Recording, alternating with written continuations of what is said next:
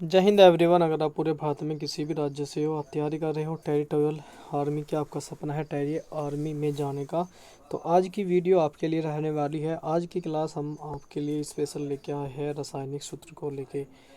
TA के exam में रासायनिक सूत्र को लेके भी क्वेश्चन पूछा जाता है। तो आज की वीडियो में मैं आपको जो भी इम्पोर्टेंट रासायनिक सूत्र है वो आज ही क्लास में करा दूंगा, सारे के सारे। तो यहाँ से बाहर एक भी आपका जो है रासायनिक सूत्र, ये क्वेश्चन भी आपको बाहर देखने को नहीं मिलेगा। सारी जो भी इम्पोर्टेंट है वो इस वीडियो के अंदर हम 15 से 20 मिनट के अंदर वो सारी चीज़ें डिस्कस कर देंगे।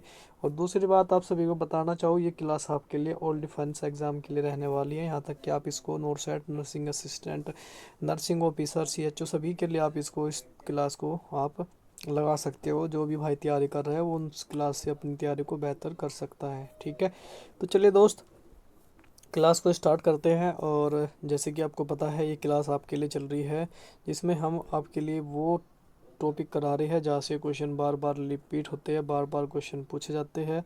बहुत अच्छे तरीके से आपको सारी चीज़ें समझाऊंगा, जिस तरीके से आप यहाँ पे सामने देख भी पा रहे हो कि कितने अच्छे से आपको ये सारी चीज़ें देखने को मिल रही है। और ऐसे ही मैं आगे भी आपको कराने वाला हूँ। पूरी क्लास आपके लिए बेहद इंपॉर्टेंट रहने वाली है। ठीक है, तो चलिए दोस्तों, क्लास को स्टार्ट करते हैं। और बाकी जो भी रासायनिक यहाँ पे केमिकल नेम होते हैं, ठीक है, रासायनिक सूत्र होते हैं, वो सारी चीज़ें हम यहाँ पे करने वाले हैं।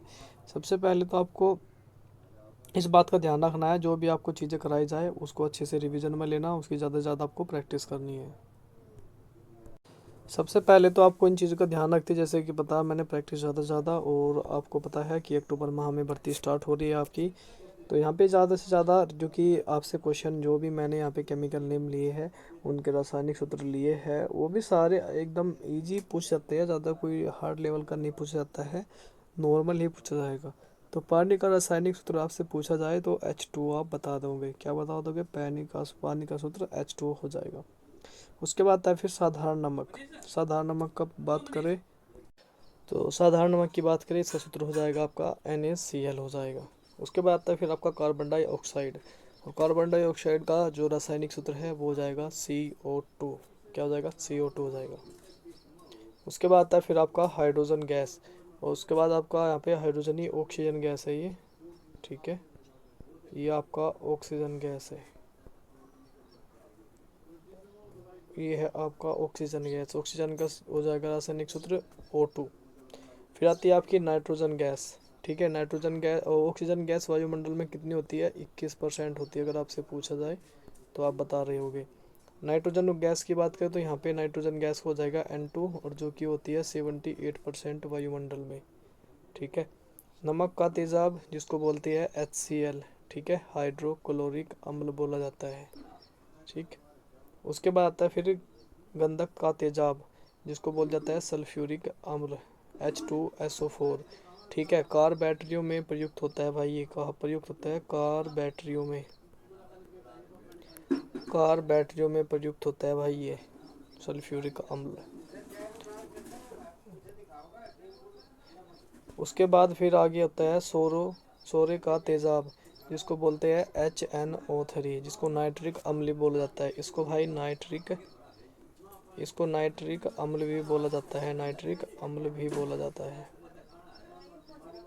ठीक है, और ये अगर आपसे पूछा जाए सोरे का तेजाब, वो भी इसको ही बोला जाता है HNO3 को। ये जो ध्यान रखना, ये जो दो डबल इनके नाम है ना, ये याद रखना। ये नाम दे के भी आपसे पूछा जा सकता है कि ये बताओ कि सोरे का तेजाब किसको कहते हैं। ठीक, तो एकदम आप बता दोगे HNO3 हो जाएगा। उसके बाद आता है भाई कास्टिक सोडा। कास्टिक सोडा होता है जिसको बोलते हैं sodium hydroxide, NaOH, sodium hydroxide. इसको बोला जाता है सोडियम हाइड्रोक्साइड, सोडियम हाइड्रोक्साइड। ठीक है, और चलिए उसके बाद आगे बढ़ते हैं। उसके बाद आता है भाई कास्टिक पोटास। और कास्टिक पोटास को बोलते हैं हम KOH, पोटेशियम हाइड्रोक्साइड। ये क्या हो जाएगा? पोटेशियम हाइड्रोक्साइड हो जाएगा। फिर आता है अमोनिया। अमोनिया का सूत्र हो जाएगा NH3। फिर आता है चूना पत्थर, मार्बल। चूना पत्थर देखे ना आप, जिसको घर पे कली वगैरह बोलते हैं, कली कर दो भाई यहाँ पे। ठीक है, वो चूना पत्थर होता है जिसको बोलते हैं कैल्शियम कार्बोनेट, CaCO3। ठीक है, ये होता है कैल्शियम कार्बोनेट, इसको चूना पत्थर बोला जाता है। खड़िया भी इसी में आती है, वो खड़िया, ठीक है, वो सब इसी के अंदर आती है भाई।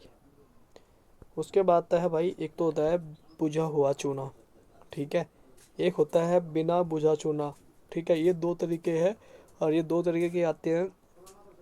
आपने देखा, आप अपने घर पे बोलते हो कि भाई बुझी हुई, एक तो बुझा हुआ बोलोगे आप, भाई बुझा हुआ चूना दे दो, ठीक है। ये होता है बिना बुझा चूना, दोनों में थोड़ा थोड़ा सा अंतर है, दोनों का कलर एक जैसा है, वाइट कलर होता है दोनों में, आप देखने से नहीं पहचान पाओगे, ठीक है।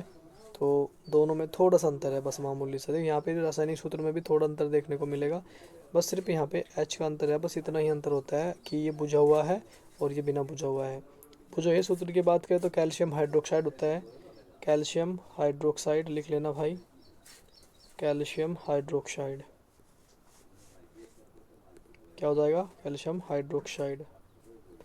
और ये होता है कैल्शियम ऑक्साइड, ठीक है, ये कैल्शियम ऑक्साइड हो जाएगा, ये कैल्शियम ऑक्साइड हो जाएगा, ठीक है। चलिए उसके बाद आगे बढ़ते हैं, आगे आता है फिर आपका मेथेन गैस, जिसको मार्स गैस के नाम से भी जाना जाता है। क्वेश्चन बहुत बार पूछा जाता है कि मार्स गैस का सूत्र बताओ, तो इसको हो जाता है मेथेन CH4, ठीक है, याद रखना है, बहुत इंपॉर्टेंट है। एक चीज़ आपको बता देता हूँ यहाँ पे, आप जब स्टार्ट करते हो मेथ यानी कि C1H2, यहाँ से आप स्टार्ट करोगे, C2H4, C3H6, C4H8, इस तरीके से आप यहाँ पे जो है ये होता है, ठीक है। आप इस यहाँ से स्टार्ट कर सकते हो, जैसे भी आपसे पूछा जाए, प्रोपेन पूछा जाए, तो यहाँ पे आप बोलोगे ये होता है एथेन, इसको बोलते हैं एथेन, इसको बोलते हैं मीथेन, मेथेन, और इसको बोलते हैं प्रोपेन, और इसको बोलते हैं ब्यूटेन, ठीक है, इस तरीके से, ठीक है। तो वैसे इनको बोलता है एथ मेथ प्रो ब्यूट, ठीक, पेंट, इस तरीके से बोला जाता है भाई, इनको याद रखना है आपको, क्योंकि यहाँ पे मैंने भी आपको बताया CH4 आ गया समय H4, ठीक है। तो आप इसका सूत्र जितने भी है रासायनिक, अगर आप सूत्र बनाना चाहते हो तो मैं आपको बनाने के लिए एक ट्रिक बता दूंगा, उसके हिसाब से आप आराम से बना सकते हो रासायनिक सूत्र। किसी भी, अगर आपको लगता है कि मुझे इसका रासायनिक सूत्र बनाना है, पिटागोरस का बनाना है, तो आप आराम से बना पाओगे, बट उसके लिए आपको कुछ बेसिक चीज़ें हैं जो आपको याद होनी चाहिए। चलिए दोस्तों, उसके बाद ये आपका जो है ग्लूकोज का सूत्र हो जाएगा C6H12O6, आपका ग्लूकोज का सूत्र हो जाएगा। उसके बाद फिर आप करते हैं चीनी, तो चीनी का सूत्र थोड़ा सा बदलाव है, बस थोड़ा सा मामूली सा, यहाँ पे 6 की जगह यहाँ पे C12 हो गया, 12 की जगह यहाँ पे 22 हो गया, O की जगह यहाँ पे 11 हो जाएगा, C12H22O11, ठीक है, ये चीनी का सूत्र हो जाएगा। उसके बाद आता है फिर आपका शराब, एथेनॉल, जो कि ड्रिंक वगैरह करते हैं, ठीक है, अल्कोहल होती है जो, तो वो होती है एथेनॉल, अल्कोहल बोलते हैं जिसको, जो ड्रिंक वगैरह करते हैं शराब वगैरह, वो बोलते हैं उसको C2H5OH, ठीक है, ये होती है एथेनॉल। तो एक होती है भाई मैथेनॉल, C3CH3OH, ये होती है मैथेनॉल, ये होती है मतलब खतरनाक शराब होती है ये, ठीक है, इसको पीने से मृत्यु हो सकती है, मौत आ जाती है इसको पीने से भाई। उसके बाद आपसे पूछा जाता है बहुत बार सिरके का रासायनिक सूत्र बताओ, तो सिरके का होता है, इसको ये भी पूछा जाता है एसिटिक अम्ल किन में पाया जाता है, ये भी पूछा जा सकता है, एसिटिक अम्ल भी पूछा जा सकता है कि एसिटिक अम्ल किस में पाया जाता है, सिरके में, ठीक है। और इसका सूत्र भी पूछा जा सकता है CH3COOH हो जाएगा, ठीक है, इसका रासायनिक सूत्र भी आपको याद होना चाहिए। उसके बाद आता है फिर भाई खाने का सोडा, खाने का सोडा मतलब जो आप देखते हो ना सब्जियों में डलता है जो, ठीक है, खाने का सोडा। आप बहुत सारी चीज़ें ऐसी है जिसमें सोडा डलता है, आप छोले भटूरे बनाओगे तो उसमें सोडा डाल सकते हो आप, बहुत सारी चीज़ें ऐसी बनती है जिसमें खाने का सोडा डाला जाता है, ठीक है। तो इसके लिए क्या हो जाएगा, तो NaHCO3, खाने के सोडे का रासायनिक सूत्र है सोडियम बाई कार्बोनेट, बोलते हैं उसको हम सोडियम बाई कार्बोनेट। ये आप नोट करते रहना, जो मैं आपको एक्स्ट्रा नाम बता रहा हूँ ना, ये आपको याद रखनी है, ठीक है। इन दोनों में से कैसे भी आपसे पूछा जा सकता है। दावन सोडा, तो दावन सोडे को हम क्या बोलते हैं, दावन सोडा होता है कपड़े धोने का सोडा, जिससे कपड़े धोए जाते हैं ना, ये होता है कपड़े धोते हैं जिससे कि, ठीक है, आप सर्फ एक्सेल ले गए होगे इफ अलग अलग तरीके से आती है मार्केट में, वो यही होता है। इसका सूत्र होता है सोडियम कार्बोनेट, ठीक है, Na2CO3 इंटू 10H2O, इसका होता है रासायनिक सूत्र सोडियम कार्बोनेट। फिर आता है ब्लीचिंग पाउडर, ठीक है, आप नाई की दुकान पे जाते हो तो आपने देखा भी होगा। इसका सूत्र होता है CaOCl2, ठीक है, ये होता है ब्लीचिंग पाउडर, ठीक। उसके बाद आता है फिर प्लास्टर ऑफ पेरिस, ठीक है, प्लास्टर ऑफ पेरिस होता है CaSO4 इंटू हाफ H2O, ये होता है हाफ H2O, ठीक है। कैल्शियम सल्फेट बोला जाता है इसको, कैल्शियम सल्फेट, ठीक है। तो प्लास्टर ऑफ पेरिस जैसे कि वॉल पुट्टी वगैरह देखा होगा आपने, ठीक है, तो ये सब उसी के अंदर आता है। जिप्सम भी उसी के अंदर आता है, ठीक है। इनमें जिप्सम से ही जो है, इनसे ही ये बनाया गया है, जिप्सम से ही प्लास्टर ऑफ पेरिस बनाया गया है, बिल्कुल दोनों में कोई बदलाव नहीं है, मामूली सा अंतर है ये आपको देखने को मिलेगा। सिर्फ यहाँ पे ये 2H2 हो जाएगा, यहाँ पे 2 की जगह ये हाफ हो जाएगा, बस इसका आधा हो जाएगा, ठीक है। बस बाकी सारी चीज़ें इनमें दोनों में बिल्कुल सेम है, दोनों देखने में सेम है, कलर सेम है, दोनों एक तरीके से काम भी दोनों का सेम है, ठीक है। उसके बाद फिर आती है आपकी लाल दवा, मैग्नीशियम परमैंगनेट, ठीक है, जिसको बोलते हैं मैग्नीशियम परमैंगनेट, इसको मैग्नीशियम परमैंगनेट बोला जाता है, KMnO4, ठीक है। पोटेशियम परमैंगनेट इम्पोर्टेंट है, लाल दवा के नाम से बहुत इंपॉर्टेंट है, बहुत बार रिपीटेड होती है क्वेश्चन। उसके बाद आता है पोटेशियम डाइक्रोमेट, इसको बोलते हैं CK2Cr2O7, ठीक है, इसको बोलते हैं पोटेशियम डाइक्रोमेट, ठीक है। चलिए उसके बाद आगे आता है अगला जो क्वेश्चन है, हाइड्रोजन पेरोक्साइड का रासायनिक सूत्र पूछा है, H2O2 हो जाएगा हाइड्रोजन पेरोक्साइड। फिर पूछा जाए आपसे कार्बन मोनोऑक्साइड का सूत्र बताओ, तो CO हो जाएगा भाई, क्या हो जाएगा, CO, कार्बन मोनोऑक्साइड हो जाएगा भाई। फिर आता है सल्फर डाइऑक्साइड का आपको सूत्र बताना है, तो SO2 हो जाएगा सल्फर डाइऑक्साइड। कुछ सूत्र ऐसी है जो बिल्कुल नाम उनके होबहू आपको जो है उनके सूत्र से बिल्कुल मैच हो जाएंगे और आप आराम से उनको याद भी कर पाओगे।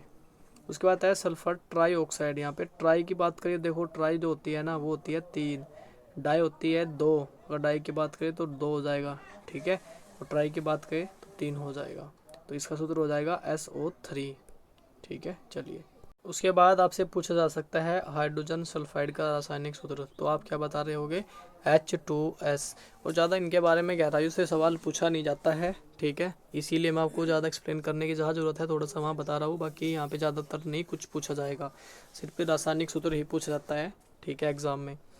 उसके बाद लाफिंग गैस का सूत्र पूछा जाए तो आपको बताना है N2O, ठीक है, ये हंसाने वाली गैस के नाम से प्रसिद्ध है, इसको बोला जाता है हंसाने वाली गैस, हंसाने वाली गैस के नाम से, ठीक है, हंसाने वाली गैस, ये क्वेश्चन बहुत बार पूछा जाता है। फिर है भाई आपका nitric oxide, NO, nitric oxide हो जाएगा NO। फिर आता है भाई आपका नाइट्रोजन डाइऑक्साइड, तो नाइट्रोजन डाइऑक्साइड बोला जाता है NO2, किसको बोला जाता है, NO2 को बोला जाता है नाइट्रोजन डाइऑक्साइड। फिर आता है आपका फास्फोरिक अम्ल, फास्फोरिक अम्ल किसको कहा जाता है, H3PO4 को जो है आपका फास्फोरिक अम्ल कहा जाता है। फिर आता है आपका यूरिया, जो कि बहुत इंपॉर्टेंट है, इसका सूत्र इतना इंपॉर्टेंट है बहुत ज़्यादा, और याद करने में इजी भी है, बट ये बहुत बार गलती कर देते हो आप। इसका सूत्र है NH2CONH2, ठीक है। अगर आपको बोला जाए इसकी संरचना बनानी है तो आप इसकी संरचना कैसे बनाओगे, आप इसकी संरचना कितने तरीके से बना सकते हो, अलग अलग तरीके से आप इसको बॉन्ड के साथ जोड़ सकते हो, तो आप इसकी संरचना बना सकते हो। बाकी ये चीज़ें यहाँ पे ज़्यादा नहीं पूछ जाती, नर्सिंग असिस्टेंट में चीज़ें पूछी जाती है, तो जो कि एग्ज़ाम भी हो चुका है उसका। फिर आता है आपका क्लोरोफॉर्म, क्लोरोफॉर्म का इम्पोर्टेंट सूत्र है बहुत ज़्यादा, CHCl3, ये क्लोरोफॉर्म होता है, ये इम्पोर्टेंट रखना है क्योंकि ये क्वेश्चन बार बार पूछा जाता है। फिर आता है कार्बन टेट्रा क्लोराइड, इसको बोला जाता है CCl4, CCl4, ये हो जाएगा कार्बन टेट्रा क्लोराइड। फिर बेंजीन का सूत्र आपसे पूछा जाए तो बेंजीन को होता है C6H6, ये होता है, ठीक है। और अगर आपसे इसकी संरचना वगैरह पूछने लगे तो आप इसकी संरचना कैसे बनाओगे, ठीक है, यहाँ पे ध्यान रखना, सिंगल सिंगल बॉन्ड के साथ आपको C जोड़ देना है और इनके साथ में आपको HH लगा देना है बाकी, ठीक है, 1 2 3 4 5 और 6, ठीक है, हो गए पूरे, देख लो।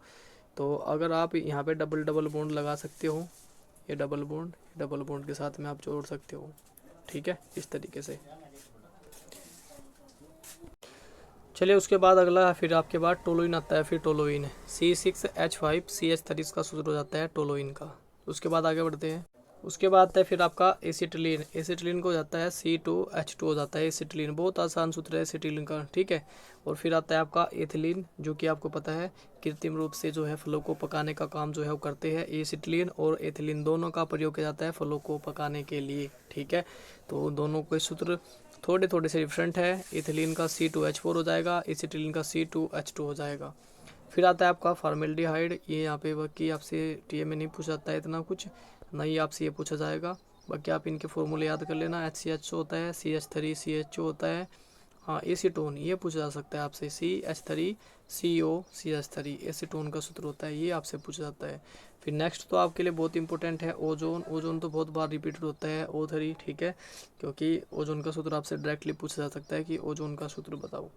फिर होता है आपका नीला थोता, CuSO4 × 5H2O, कॉपर सल्फेट इसको बोलाता है कॉपर सल्फेट, ये भी आपसे पूछा जा सकता है कॉपर सल्फेट, इसको भी आप नोट करते हुए चलेंगे, ठीक है, क्योंकि कॉपर सल्फेट भी आपके लिए इम्पोर्टेंट हो जाता है, ये आप कर लेना याद। फिर हरा का शीश, इसको बोलता है फेरस सल्फेट, ठीक है, ये होता है फेरस सल्फेट। उसके बाद आता है फेरिक क्लोराइड, ये FeCl3 हो जाएगा। सिल्वर नाइट्रेट इम्पोर्टेंट है, AgNO3, सिल्वर नाइट्रेट आपके लिए इम्पोर्टेंट हो जाएगा। फिर आता है भाई इसके बाद जिंक सल्फेट, और जिंक सल्फेट को होता है ZnSO4 हो जाता है, ठीक है। फिर एलुमिना पूछा जा सकता है आपके Al2O3। उसके बाद आता है फिर मैग्नीशिया, और मैग्नीशियम को बोलते हैं मैग्नीशियम हाइड्रोक्साइड, इसको मैग्नीशियम इसको बोलते हैं मैग्नीशियम ऑक्साइड, ठीक है, इसको मैग्नीशियम ऑक्साइड बोला जाता है, ठीक है। उसके बाद आगे बढ़ते हैं, चलिए उसके बाद है फिर बोरैक्स, सुहागा, सुहागा भी बोला जाता है भाई इसको, ये इंपॉर्टेंट है, याद रख लेना, सूत्र भी थोड़ा बड़ा है बट इम्पोर्टेंट है। Na2B4O7 × 10H2 बोरैक्स का हो जाएगा, सुहागे का सूत्र हो जाएगा। फिर आता है आपका फिटकरी, ये आ गया फिटकरी का, भाई देख सूत्र कितना बड़ा है, बाकी इंपॉर्टेंट इतना है, बहुत ज़्यादा मान के चलना, वेरी वेरी इंपॉर्टेंट है भाई। K2SO4 × Al2SO4 का थ्राइस × 24H2, ठीक है, थोड़ा बड़ा है बट बार बार रिपीटेड होता है। फिटकरी का रासायनिक सूत्र बताओ, या दे देगा फिटकरी का इनमें से कौन सा रासायनिक सूत्र है, ठीक है। उसके बाद आता है कैल्शियम कार्बाइड, CaCO2, ये भी इतना ज़्यादा इंपॉर्टेंट नहीं है। बाकी ये मिल्क ऑफ मैग्नीशिया, ये भी इतना इंपॉर्टेंट नहीं है, बाकी आप ये सूत्र याद करते हो चलो कि मैग्नीशियम हाइड्रोक्साइड। नौसादर ये NH4Cl, अमोनियम क्लोराइड बोला जाता है इसको, अमोनियम क्लोराइड बोला जाता है, अमोनियम क्लोराइड बोला जाता है इनको भाई, ठीक है। इनके आपको जो मैं नाम बता रहा हूँ ना भाई, ये भी याद रखने हैं आपसे, ठीक। तो दोस्तों ये यहाँ पे जो इम्पोर्टेंट थे रासायनिक सूत्र इम्पोर्टेंट 60 हमने यहाँ पे डिस्कस करी। इससे बाहर आपको कोई भी अगर आप एग्ज़ाम में बैठ रहे हो, इससे बाहर कोई भी आपका जो है रासायनिक सूत्र नहीं मिलेगा। मैंने यहाँ पे डिफेंस से रिलेटेड बात की है, जो इम्पोर्टेंट थे वो मैंने इस क्लास में आपको फिनिश करा दिए, अच्छे से करा दिए बेहतरीन तरीके से। तो आशा करता हूँ कि आपको इन चीज़ों की जो आपको प्रैक्टिस ज़्यादा से ज़्यादा करनी है, जो चीज़ें आपको कराई जा रही है, इससे बाहर एग्ज़ाम में कुछ नहीं मिलेगा। अदरवाइज़ आपको कोई बुक्स वगैरह कोई क्लास लेने की अलग से ज़रूरत नहीं है, पैसा खर्च करने की ज़रूरत नहीं है, यहीं से आप अपनी तैयारी को बेस्ट कर सकते हो, बेहतर कर सकते हो, और अपना एग्ज़ाम जो है क्लियर आराम से कर सकते हो। चलिए दोस्तों फिर मिलते हैं नेक्स्ट क्लास के साथ, तब तक के लिए जय हिंद जय भारत।